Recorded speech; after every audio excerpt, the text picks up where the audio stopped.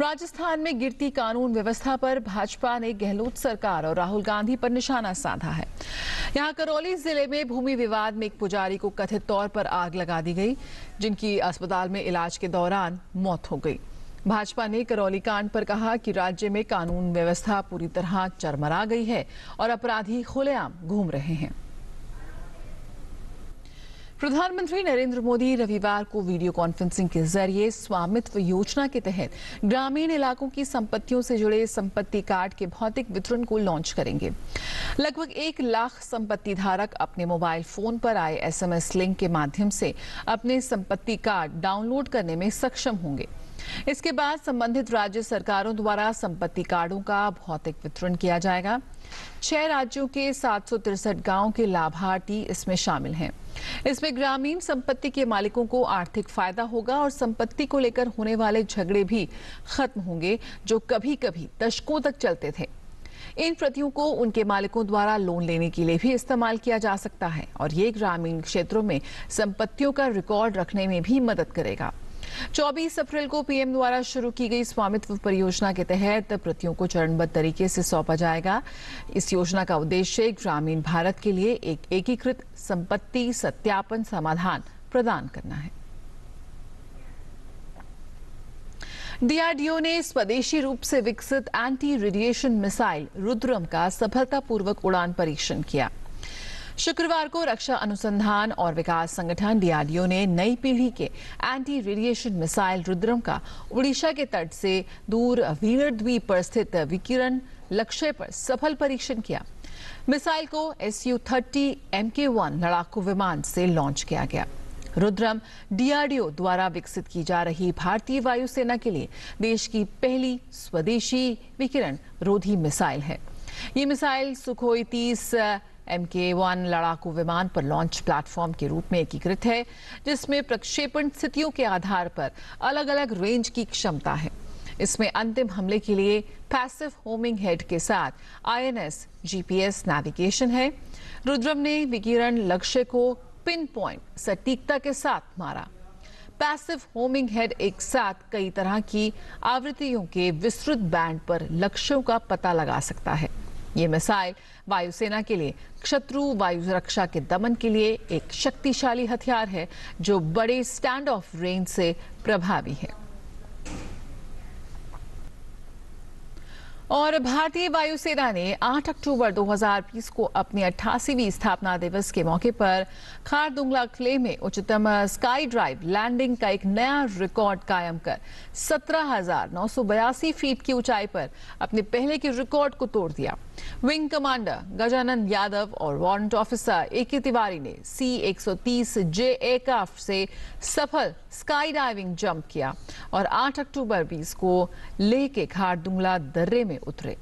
उबड़-खाबड़ और दुर्गम पहाड़ी इलाके में कम वायु घनत्व के साथ कम ऑक्सीजन स्तर के कारण इतनी ऊंचाई पर लैंडिंग बेहद चुनौतीपूर्ण है।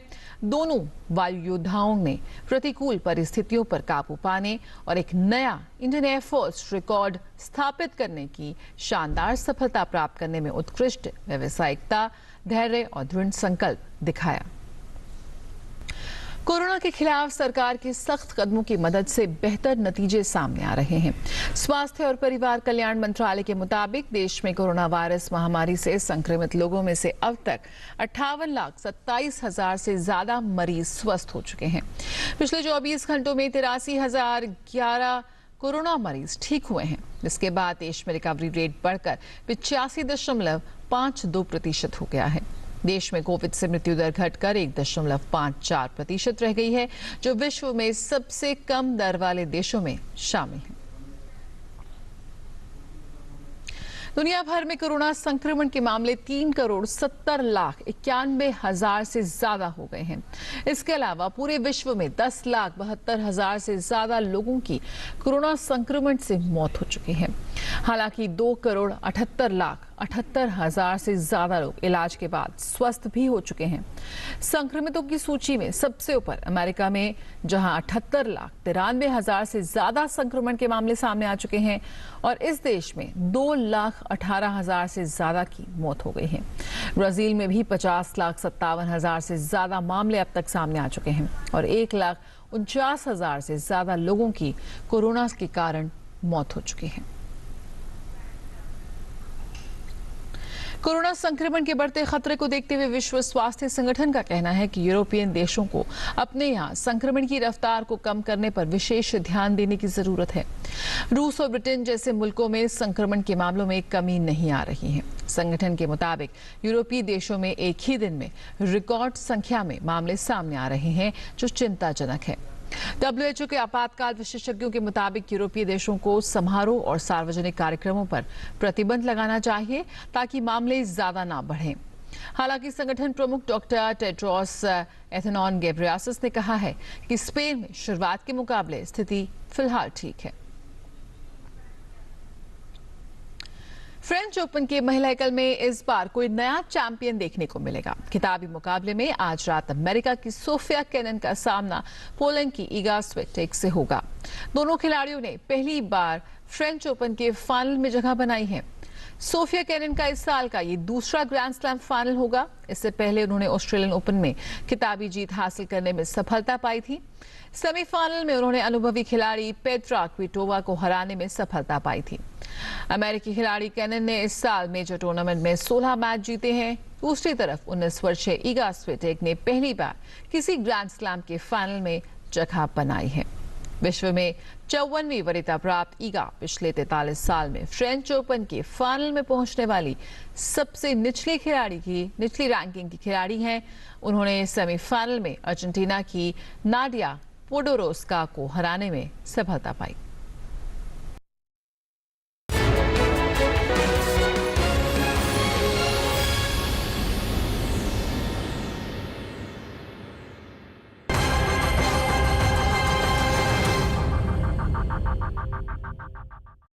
हाथरस कांड में अब तक की सबसे बड़ी खबर ये हाथरस कांड का नक्सल कनेक्शन आ गया है सामने।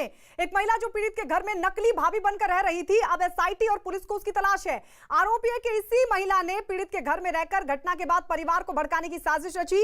एसआईटी के मुताबिक पीड़ित के घर में भाभी बनकर रह रही ये महिला नक्सली है और ये मध्य प्रदेश के जबलपुर की रहने वाली बताई जा रही है। पीड़ित परिवार को भड़काने की आरोपी ये नक्सली महिला घटना के 2 दिन बाद यानी कि 16 सितंबर को ही पीड़ित के घर पहुंच गई थी और वहां ये 22 सितंबर तक रुकी रही। एसआईटी को इस नक्सली महिला के बारे में तब पता चला जब उसने पीड़ित की असली भाभी की कॉल डिटेल खंगाली।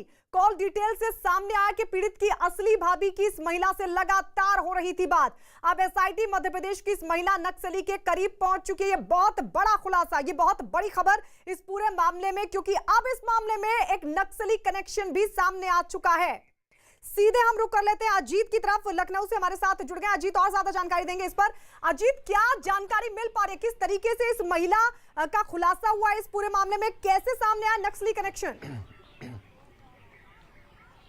देखिए बिल्कुल गायत्री, जब एसआईटी जांच की टीम उन्होंने अपना दायरा बढ़ाया, जब उन्होंने पड़ताल शुरू की तो एक चौंकाने वाली बात सामने आई, जिसमें ये बात सामने आई कि मध्य प्रदेश के जबलपुर की एक महिला है जो पीएचडी होल्डर है और बताया जाता है नक्सली एक्टिविस्ट है।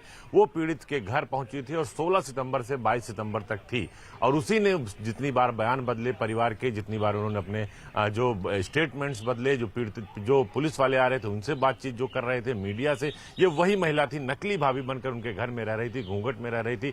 कई बार उसके चेहरे सामने आए, लेकिन अब एसआईटी को उसके खिलाफ सारे प्रूफ मिल गए हैं, उसकी तस्वीरें, उसके कॉल डिटेल्स और उसके मकसद, इस सब की जानकारी एसआईटी को मिल गया। जिसके बाद एसआईटी की जो 3 सदस्यीय टीम है उन्होंने अपनी इस जांच का दायरा और बड़ा कर दिया। जिन 40 लोगों से पूछताछ की जा रही है उनसे भी ये सवाल पूछे जा रहे हैं कि आखिर वो कौन महिला थी। और कल एसआईटी की टीम पीड़िता के घर पहुंची थी, उनके परिवार के लोगों से पूछी। हमारे सहयोगी अमित सिंह ने भी जब उनसे पूछा तो उन्होंने साफ तौर पर उस महिला के बारे में बताने से मना कर दिया और ये कहा कि वो हमारी दूर की रिश्तेदार लगती है। तो निश्चित तौर पर यानी अभी भी इस मामले को छिपाने की कोशिश, इस एंगल को छिपाने की कोशिश हो रही है। इस पर हम अमित के पास चलेंगे, लेकिन भोपाल से मनोज शर्मा भी हमारे साथ जुड़ गए क्योंकि जबलपुर की रहने वाली ये नक्सली महिला बताई जा रही है। मनोज, वहां से क्या जानकारी मिल पा रही है, क्योंकि ये कहा जा रहा है कि एसआईटी अब इस महिला के बेहद करीब है? जैसे कि यूपी पुलिस जो एसआईटी है, एसआईटी ने अपनी तरफ से उस महिला का नाम नहीं बताया। तमाम जो अजीत इशारा कर रहे हैं, बता रहे हैं कि महिला को वो जानते हैं, महिला के खिलाफ उन्होंने सबूत जमा किए हैं, लेकिन जबलपुर में नाम नहीं बताया गया। लेकिन अपनी तरफ से जब ये बात सामने आई कि एक महिला है जिसका नक्सली कनेक्शन था, जो हाथरस में 16 तारीख से लेकर 22 तारीख तक उस घर में रही और जिसने परिवार को भड़काने का काम किया, तो जब ये बात सामने आई तो वो एक महिला अपनी तरफ से खुद ब खुद साइबर थाने पहुंच गई और साइबर थाने में उन्होंने शिकायत इस बात की कराई कि उनके मोबाइल के साथ छेड़छाड़ हुई है। उनके पास एक ऐसा फ़ोन आया जो कि विदेश से आया था, जो उनके लिए एक्सपेक्टेड नहीं था, और कुल मिला के उन्होंने कहा कि उनके मोबाइल सेल फोन के साथ टेम्परिंग हो रही है। तो वो डॉक्टर हैं, बाकायदा प्रोफेसर हैं मेडिकल कॉलेज में। जब उन्होंने ये बात कही, उसके साथ साथ उन्होंने इस बात को भी स्वीकार किया कि हाँ, वो हाथरस गई थी, हाथरस में जाकर रुकी थी, उन्होंने वहाँ अपने आप को भाभी की तरह पेश नहीं किया, वो तो अपने आप को बेटी कह रही थी। ये तमाम बातें उन्होंने अपनी तरफ से कही और वो ये बात भी अब कह रही है कि अगर उनको पुलिस कहती है, किसी तरह की पूछताछ के लिए बोलती है, और पुलिस अपने आप को कह रही है कि वो नक्सली नहीं है, लेकिन अगर पुलिस कहती है, एसआईटी कहती है कि हाँ उनके नक्सल कनेक्शन है, तो वो हर तरह की जांच का सामना करने के लिए तैयार है। जी ठीक है मनोज, जाएंगे आपके पास। इस सब के बीच एक और बड़ी खबर आपको बता दें, हाथरस का पीड़ित परिवार नकली भाभी पर बोलने का तैयार नहीं। नकली भाभी पर पीड़ित परिवार ने चुप्पी साध ली और वो इस महिला के बारे में कुछ भी बोलने को तैयार नहीं है। तो परिवार अभी भी छिपा रहा है, परिवार बता नहीं रहा है इस नकली भाभी के बारे में। परिवार से पूछा गया तो दूर की रिश्तेदार बताकर परिवार ने इस मामले से पल्ला झाड़ लिया, लेकिन जो जानकारी जो एसआईटी की जांच में निकलकर सामने आया है वो ये कि महिला लगातार परिवार के साथ रह रही थी और भड़काने की कोशिश कर रही थी। उसी पे छोटा सा करो, कुछ बोलेंगी नहीं, आप फोन रखो। हाँ, एक छोटा सा देखिए जिस तरीके से बातें हो रही है, एसआईटी पूछताछ करे, एक बार उनसे बात कर लेंगे। एसआईटी के बारे में ज्यादा मुझे नहीं मालूम। तो जो पूछताछ हो रही है कल आई, उसी पे छोटा सा करो। परिवार वाले हैं ना, ये बैठती नहीं है उसमें। अमित हाथरस से ग्राउंड जीरो से हमारे साथ है। अमित, परिवार अभी भी नहीं बता रहा है, जांच का दायरा लगातार बढ़ रहा है, रोज नए खुलासे, लेकिन परिवार का अभी भी इस बात को छुपाना, इसका क्या मतलब निकाला जाए? जी बिल्कुल गायत्री, अभी देखा था आपने कुछ दिनों पहले किस तरीके से पत्रकार एग्रेसिव होकर हमसे बातचीत कर रहे थे, हमसे लगातार वो कह रहे थे कि वो उनको इस मामले में इंसाफ चाहिए। लेकिन आज सुबह जैसे ही मैं उनके यहाँ पहुंचा और मैंने कहा कि मुझे जो नकली भाभी है उस पर बातचीत करनी है, कल एसआईटी ने भी आपसे पूछताछ की थी, तो इस बारे में उन लोगों ने बात करने से साफ मना कर दिया। तो देखिए, मनोज बता रहे थे कि एक महिला वहां सामने आई है, हालांकि यूपी पुलिस की तरफ से, यूपी एसआईटी की तरफ से किसी भी तरीके से नाम का उजागर नहीं हुआ है, लेकिन एक महिला जो सामने आई है वो कह रही है, उसने कंप्लेन दिया है साइबर सेल में और उसने कहा है कि उसके फोन के साथ छेड़छाड़ हो रही है। तो लिहाजा अगर वही महिला है और वो स्वीकार कर रही है कि वो यहाँ आई थी और 16 और 22 तारीख के बीच में रुकी हुई थी, यहाँ पर थी, तो सवाल ये उठता है कि वो घूंघट में क्यों थी और वो लगातार अपनी आइडेंटिटी क्यों छिपाई इतने दिन तक, वो क्यों नहीं अपनी आइडेंटिटी खुलकर सामने रखी। हालांकि हमारे कैमरे भी वहां पहुंचे हुए, तो उस दिन भी वो कह सकती थी कि वो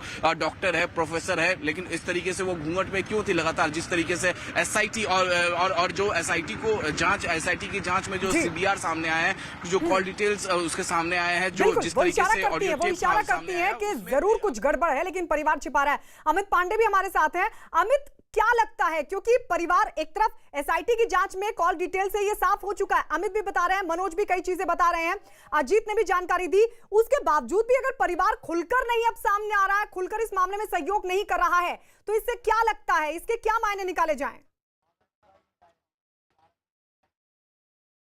देखिए, इसमें तमाम जो जांच एजेंसियां, एसआईटी की विशेषज्ञ टीम इसमें जांच कर रही है और अब इस प्रकरण के सामने आने के बाद जाहिर सी बात है कि जो राजनीतिक परिप्रेक्ष्य है उसमें भी आरोप प्रत्यारोप का नया दौर यहाँ पर शुरू हो जाएगा। हमने बीजेपी के नेताओं से बात की, उनका ये कहना है कि सारी एंगल से इस मामले की इन्वेस्टिगेशन करनी चाहिए, क्योंकि पहले बयान अलग था, अब बयान अलग है पीड़ित परिवार के लोगों का। तो उनकी यही मांग है कि जिन भी लोगों से बयान लिए जा रहे हैं, एक एक करके से बयान लिए जाए, पुख्ता तरीके से इसकी मांग की जाए और जो सच्चाई है इस पूरे के पूरे प्रकरण की, उसको जल्द से जल्द इसमें सामने लाई जाए। बिल्कुल, तो एसआईटी लगातार इस पूरे मामले की जांच कर रही है, लेकिन इस सबके बीच आपको बता दें, हाथरस कांड में नक्सली कनेक्शन सामने आने के बाद भीम आर्मी के अध्यक्ष चंद्रशेखर आजाद भड़क उठे। उन्होंने आरोप लगा दिया कि राज्य सरकार नई कहानियां गढ़ रही है, फिर चाहे वो फंडिंग का मामला हो या फिर नक्सली कनेक्शन का। सुनिए चंद्रशेखर आजाद ने क्या कहा। अभी तो भीम आर्मी और पीएफआई की फंडिंग का मामला था, अभी नक्सली एंगल आ गया। कुछ दिनों में ऐसा हो सकता है कि ये एंगल आ जाए कि पाकिस्तान करवा रहा है, कुछ दिनों में हो सकता है कह दे कि इस देश के मुसलमान जो हैं ये काम करवाना चाह रहे हैं, माहौल खराब करना चाह रहे हैं। मैंने कहा कि एक अगर आप झूठ बोलेंगे तो आपको उसे सच साबित करने के लिए 100 झूठ बोलने पड़ेंगे। मुझे बताइए, क्या नक्सलियों ने वो लाश जो है रात को 2:30 बजे जलवाई? क्या नक्सलियों ने ये अपराध किया? क्या नक्सलियों ने जो है पीड़ित परिवार को मारा पीटा, बंधक बनाया? मीडिया को जाने से नक्सलियों ने रोका, आम आदमियों को जाने नक्सलियों ने रोका, विपक्ष पे लाठीचार्ज नक्सलियों ने किया। ये जो आक्रोश पैदा हुआ है सरकारी कार्यप्रणाली से हुआ, सरकार इससे नहीं भाग सकती। और इस बीच आपको यह भी बता दें कि हाथरस कांड पर सीएम योगी ने बिना नाम लिए कांग्रेस समेत विपक्षी दलों पर हमला बोला। उन्होंने कहा कि कुछ लोगों के डीएनए में विभाजन है। योगी ने कहा कि पहले देश को बांटा और अब कुछ लोग देश को जाति के आधार पर बांटने की साजिश कर रहे हैं। उन्होंने यह भी कहा कि राम मंदिर के फैसले के वक्त भी कुछ लोग दंगों की साजिश रच रहे थे। कुछ ऐसे लोग हैं जिनके डीएनए में विभाजन है, बंटवारा है, उनको पूरा कुछ भी नहीं अच्छा लगता। वे हर चीज को काट छांट करना चाहते हैं और जाति के आधार पर बांटना, क्षेत्र और मत और मजहब के आधार पर बांटना उनकी प्रवृत्ति बन चुकी है, उनके डीएनए का हिस्सा ये बन चुका है। और इसलिए ये लोग लगातार इस प्रकार के प्रयास किए जा रहे हैं। इन्होंने पहले देश को बांटा, उसके बाद जाति के आधार पर सामाजिक ताने बाने को छिन्न भिन्न किया। जब भी इन्हें सत्ता मिली, इन्होंने अपने परिवार के अलावा किसी को नहीं माना। इन सबके चेहरों को पहचानिए तो इनके लिए अपना परिवार और अपना खानदान ही देश है, वही समाज है, बाकी कुछ नहीं है। लेकिन जब भी सत्ता में आते हैं तो परिवार की बात करते हैं, वंश की बात करते हैं, परिवार तक सीमित रह जाते हैं। और जब भी इससे बाहर जाते हैं, सत्ता के बाहर जाते हैं, तो उस समय फिर विभाजन और षड्यंत्र करने में कोई कोताही नहीं बरतते। और अब तो इन लोगों के चेहरे बेनकाब होते जा रहे हैं। देश के खिलाफ दंगों की साजिश रचने वाले लोगों के साथ इनके संबंध उजागर होते हुए दिखाई दे रहे हैं। बहुत बड़ी यानी षड्यंत्र की एक साजिश देश के खिलाफ। जब पूरा देश श्री राम जन्मभूमि के ऐतिहासिक फैसले को लेकर के उमंग और उत्साह में था, तब कुछ तत्व दंगे रचने की साजिश रच रहे थे। तो कांग्रेस समेत विपक्षी दलों पर यह बड़ा हमला मुख्यमंत्री योगी आदित्यनाथ का। अजीत, आपके पास आ रही हूं। अब जो आरोपी हैं, चाहे भीम आर्मी के अध्यक्ष चंद्रशेखर आजाद अब मामले को बोल रहे हो कि हम पर झूठे आरोप लगाए जा रहे हैं, तमाम चीजें गढ़ी जा रही हैं, चाहे वो महिला हो जो लगातार परिवार के संपर्क में रही थी, नक्सली महिला, वो अपने ऊपर लगे हुए तमाम आरोपों को बेबुनियाद बता रही, क्योंकि आरोपी हैं, उनका काम है वो आरोपों को बेबुनियाद बताएंगे। लेकिन सबसे बड़ा सवाल ये, पीएफआई, भीम आर्मी और अब ये नक्सलवाद का कनेक्शन, क्या ये कड़ी जोड़ेगी अब एसआईटी, या फिर फिलहाल जो जांच चल रही है वो इस नक्सली महिला के इर्द गिर्द घूम रही है? देखिए, बिल्कुल गायत्री, इस पूरी कड़ी को एसआईटी जोड़ेगी, क्योंकि जिस दिन जांच शुरू हुई थी, पहले एसआईटी 2 बिंदुओं पर जांच कर रही है। मैं स्पष्ट कर दूं कि पहला बिंदु यह है कि जो घटना हुई थी उसमें तथ्य क्या है, फैक्ट क्या है, 14 से लेकर 22 तक कैसे कैसे बयान बदले गए, किस दिन कौन सी तहरीर पड़ी, एक बिंदु यह है। दूसरा बिंदु है कौन कौन से संगठन है। जो भीम आर्मी के चीफ हैं चंद्रशेखर आजाद कह रहे हैं कि हमारा कोई मतलब नहीं है, लेकिन जो मैं बता रहा हूं, गृह विभाग की जो रिपोर्ट है, यूपी गृह विभाग ने साफ तौर पर कह दिया है कि भीम आर्मी इस पूरे मामले में शामिल रही है।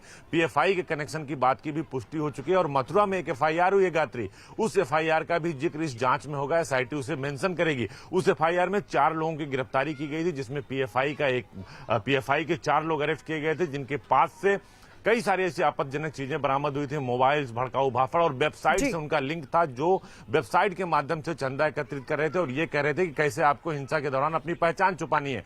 जो कारोबारी, हवाला कारोबारी लखनऊ से राजीव जायसवाल पकड़ा गया, उसके पास से 5.5 लाख की विदेशी करेंसी बरामद हुई है, 1 करोड़ रुपए नगद बरामद हुए। इन सबको एसआईटी उस कड़ी में जोड़ेगी। हालांकि और एजेंसियां भी जांच कर रही हैं, लेकिन अब शायद उन लोगों को बचना मुश्किल होगा। जिस तरह मध्य प्रदेश से मनोज बता रहे थे, महिला सामने आई, अगर आप यहां आई तो अपनी यूनिवर्सिटी में ये बताकर क्यों आए, एक अर्जेंट काम है मुझे, और फिर उनके मोबाइल कॉल डिटेल्स की बात सामने आ रही है, उन्होंने साइबर थाने पहुंच गई। यानी आपके मन में कहीं ना कहीं कुछ है। अगर आप वही हैं तो आप बिल्कुल जांच के दायरे में हो। एसआईटी ने यह भी कहा कि 3 लोग ऐसे हैं उस महिला के साथ जो एसआईटी के रडार पर, तो बचना किसी का मुश्किल है, क्योंकि सीएम का आपने सुना कि योगी आदित्यनाथ ने साफ तौर पर कह दिया है कि हम किसी को कोई नहीं बचेगा। बिल्कुल बिल्कुल, यानी 3 एंगल अब तक सामने आ चुके हैं, अब इन कड़ियों को जोड़ा जाएगा और बड़ा सवाल ये कि इस महिला के पीछे कौन कौन है। अजीत, लौटेंगे आपके पास। आपको बता दें, दर्शकों को बता दें कि हाथरस कांड में बड़ा पर्दाफाश होने के बाद अब UP police Madhya Pradesh police के संपर्क करेगी और हाथरस की पीड़ित के घर में नकली भाभी बनकर एक महिला रह रही थी, ये जो बड़ा पर्दाफाश हुआ है। और इस पर्दाफाश होने के बाद अब हड़कंप मच गया, क्योंकि नकली भाभी बनकर रहने वाली ये महिला घटना के 2 दिन बाद ही हाथरस पहुंच गई थी, जहां उसने पीड़ित परिवार को भड़काने का पूरा काम किया था।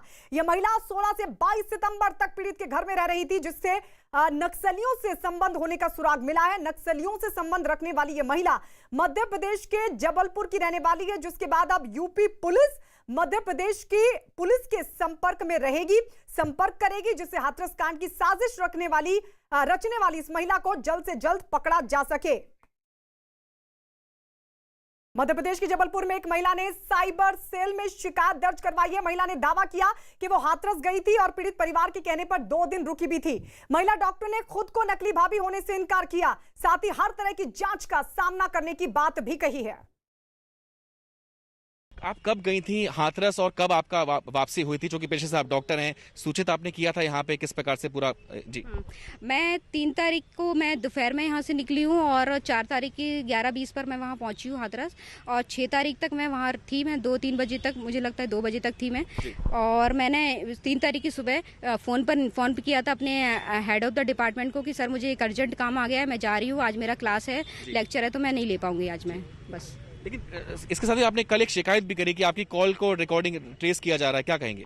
हाँ, ये मैंने बताया कि जैसे पूरा वाकया कि मेरा अभी जो नंबर है जो कि सार्वजनिक हो चुका है, जो मेरा करीब 10-12 साल पुराना नंबर है, जो मेरी आईडी से चल रहा है, अचानक से मेरा नंबर मेरे परिचितों के फ़ोन रिकॉर्ड में उज्बेकिस्तान के नाम से शो हो रहा है। तो इसी को लेके मुझे डाउट हुआ कि मेरे नंबर के साथ टैंपरिंग की जा रही है, और कल मैंने उसी के सिलसिले में मैंने साइबर सेल में लिखित कंप्लेंट करी है।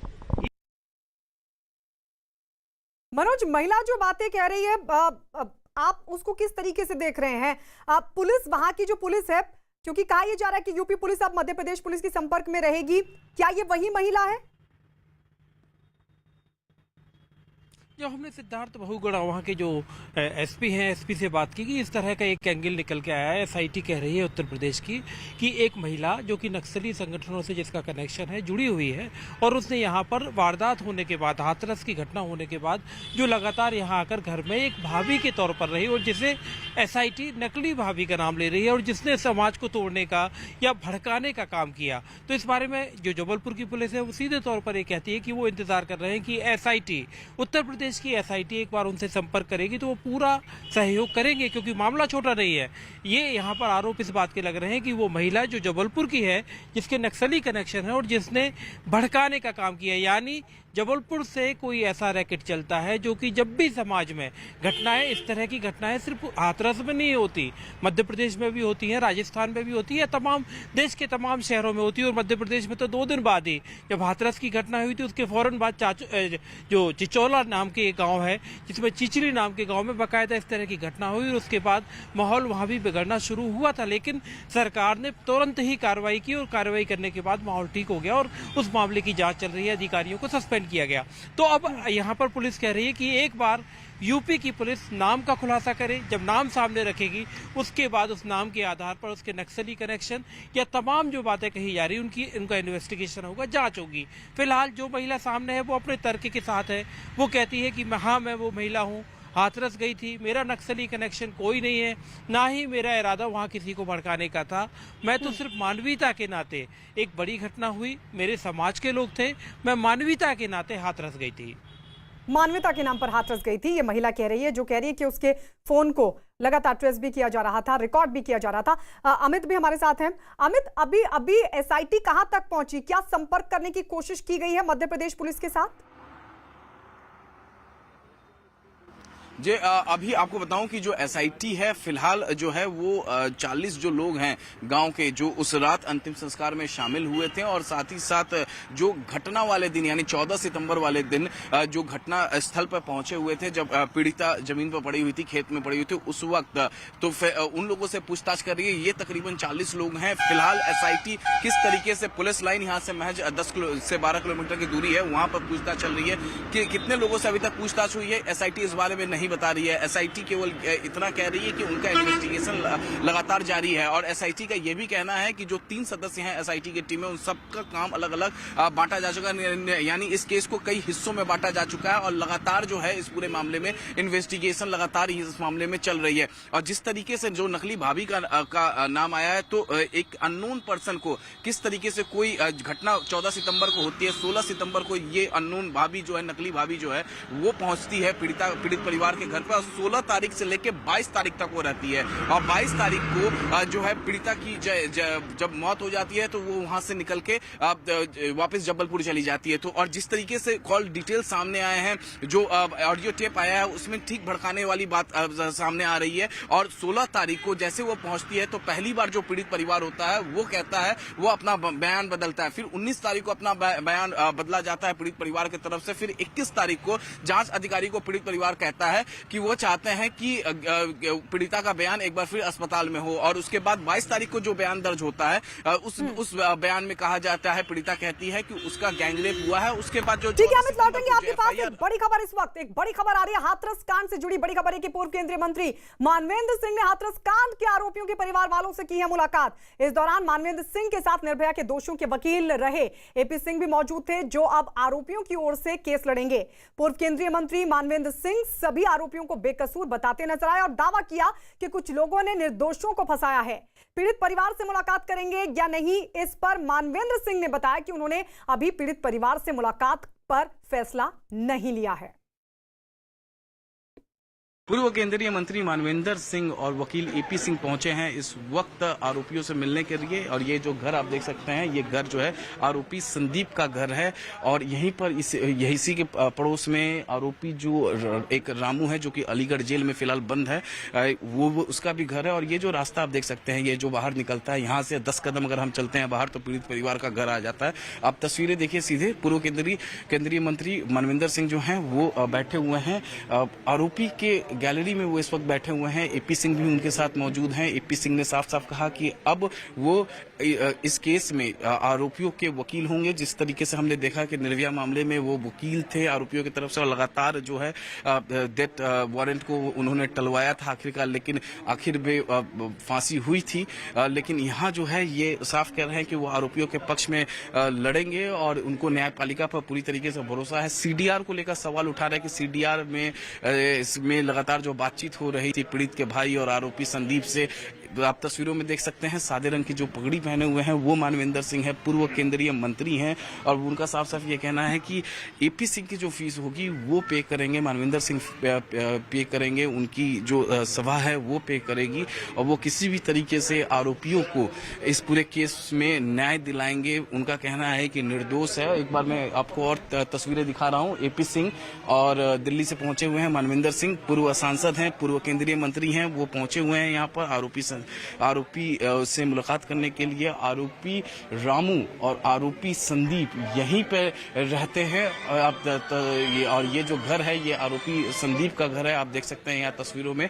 तो एपी सिंह अब से वकील होंगे सभी आरोपियों को और इस केस में एपी सिंह पक्ष रखेंगे कोर्ट में सभी आरोपियों का। एपी सिंह का साफ साफ ये कहना है कि उनको न्यायपालिका पर पूरा भरोसा है, पुलिस पर पूरा भरोसा है। मानवेंद्र सिंह ने सवाल उठाया कि आखिरकार जो पीड़ित परिवार है वो सीबीआई जांच से क्यों पीछे हट रहा है, नार्को टेस्ट से क्यों पीछे हट रहा है, न्याय सभी को मिलना चाहिए, ऐसा मानवेंद्र सिंह का कहना है। हाथरस पीड़िता का जो आरोपी है उसके जो आरोपी है उनके वकील होंगे आप? हाँ, उनका वकील हूँ मैं और बहुत दिन से हूँ। सब परिवार वाले वगैरह अप्रोच कर रहे थे हमसे, मिल के टेलीफोनिक हर तरह से। अब सारे फैक्ट सामने आते जा रहे हैं और आज हम लोग मिले हैं। चारों परिवार वाले यहाँ आ गए हैं, पीड़ित जो आरोपी हैं उनके परिवार के लोग आ गए हैं और हम उनसे जैसी सारी बातें कर रहे हैं और आगे की प्रोसीडिंग भी होंगे, क्योंकि प्रथम दृष्टया ये केस ऑनर किलिंग का है लग रहा है। 62 कॉल पीड़िता के फोन से संदीप के फोन पे हुई, 42 कॉल संदीप के फोन से पीड़िता के फोन पे हुई। ये है एफआईआर अंडर सेक्शन 307 की रजिस्टर्ड हुई, पहली बात। दूसरी बात, उसमें कोई गैंगरेप रेप की बात नहीं थी। तीसरी बात, एफएसएल रिपोर्ट जो है मेडिकल रिपोर्ट, आप तो बहुत पुराने रिपोर्टर हैं, बहुत सीनियर रिपोर्टर हैं क्राइम के, आपको पता है कोई केस मेडिकल रिपोर्ट पर ही तो चलेगा। जब मेडिकल रिपोर्ट में रेप नहीं है। लेकिन जो 22 तारीख का बयान है पीड़िता का, जो मेडिकल कॉलेज में हुआ अलीगढ़ में, जो दर्ज किया जांच अधिकारी ने, उसका क्या करेंगे? क्योंकि आखिरकार अंतिम में जो पीड़िता का जो बयान होता है उसे माना नहीं। पहला बयान क्या होगा? जब वो मोटरसाइकिल पे बैठ के चंदवा थाने गई और पुलिस अधीक्षक ने बयान लिया, उसके भाई ने खुद उसके सामने रिपोर्ट बना के दी, बयान लिख के दी। और इस बीच आपको बता दें, हाथरस कांड के आरोपियों में एक लवकुश की मां ने भी ये जानकारी दी कि एपी सिंह उनके बेटे का केस लड़ेंगे। यहाँ पर आप तस्वीरों में देख सकते हैं कि एपी सिंह यहाँ पर मौजूद हैं, मानवेंद्र सिंह पूर्व केंद्रीय मंत्री यहाँ पर मौजूद हैं और एक आरोपी जो लवकुश की मां है, लवकुश जो फिलहाल अलीगढ़ जेल में बंद हैं, उनकी मां यहाँ पर मौजूद हैं। सीधे इनसे बात करते हैं। ये बताइए, एपी सिंह की मुलाकात हुई, पूर्व केंद्रीय मंत्री साहब मानवेंद्र सिंह जी से मुलाकात हुई, क्या बातचीत हुई? मुझ पर कुछ बोलना नहीं आ रहा है, मैं क्या बताऊं। मैं हाँ, वकील साहब हमारे साथ हैं, हमारे बच्चे निर्दोष हैं, ये तो मैं बोल सकती हूँ और मुझ पर नहीं आ रहा। चलो ठीक है। तो ये लवकुश की मां है और बाकी आरोपियों की मां भी यहाँ पर मौजूद हैं। इन्होंने मुलाकात की है, तमाम डॉक्यूमेंट्स दिखाए हैं। अब जो हैं एपी सिंह जो हैं वो वकील होंगे सभी आरोपियों के इस पूरे मामले में, और जैसे ही कोर्ट द्वारा सम्मन किया जाएगा एपी सिंह इनके तरफ से पेश होंगे। और इस वक्त एक बड़ी खबर हाथरस कांड में, इस वक्त की सबसे बड़ी खबर ये, एसआईटी की शुरुआती जांच में हाथरस कांड के बहाने राज्य का माहौल खराब करने की साजिश में भीम आर्मी का हाथ होने की जानकारी सामने आई है। शुरुआती जांच में यह पता चला है कि 100 करोड़ रुपए की फंडिंग में पीएफआई के साथ भीम आर्मी के तार भी जुड़े हुए थे। हाथरस कांड के बहाने राज्य में सामाजिक सौहार्द बिगाड़ने की कोशिश के मामले में बड़ा पर्दाफाश हुआ है। हाथरस केस की जांच कर रही एसआईटी को जांच में अहम जानकारी मिली है। एसआईटी के मुताबिक हाथरस के बहाने दंगे भड़काने की साजिश में भीम आर्मी भी शामिल है। स्पेशल इन्वेस्टिगेशन टीम की जांच में यह भी पता चला है कि विदेशों से जो फंड आया था उसमें पीएफआई के साथ भीम आर्मी के तार भी जुड़े हैं। हाथरस केस में दंगे भड़काने की साजिश के बाद योगी सरकार ने एसआईटी जांच की मियाद 10 दिन बढ़ा दी है। एसआईटी की जांच में सुराग लगे हैं कि भीम आर्मी यानी चंद्रशेखर आजाद की पार्टी भीम आर्मी ने भी हाथरस केस के बहाने अपनी सियासत चमकाने की कोशिश की और जाति हिंसा भड़काने की पूरी प्लानिंग की थी। एसआईटी की जांच में यह भी पता चला है कि विदेश से आई फंडिंग में भी भीम आर्मी शामिल रही है।